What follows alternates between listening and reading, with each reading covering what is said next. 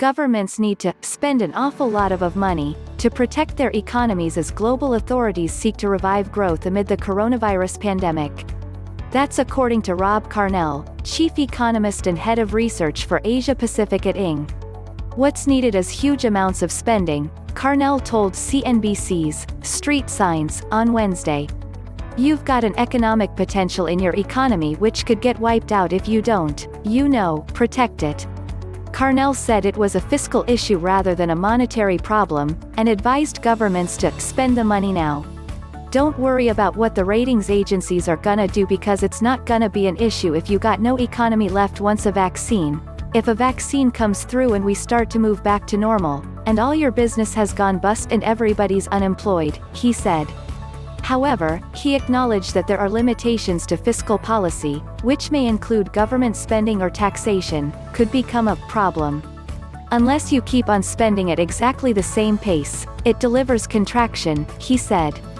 Using the US as an example, where lawmakers are currently debating over plans for more coronavirus relief, Carnell argued that the fiscal support was a contraction, rather than stimulus. The Republican coronavirus relief bill unveiled Monday included plans to cut the enhanced unemployment benefits from $600 to $200 per week, on top of what recipients get from states. We know, the stimulus programs, the amounts of money that are going to be offered to furloughed, unemployed workers, and the supplementary unemployment benefit schemes are gonna be lower than before, he said.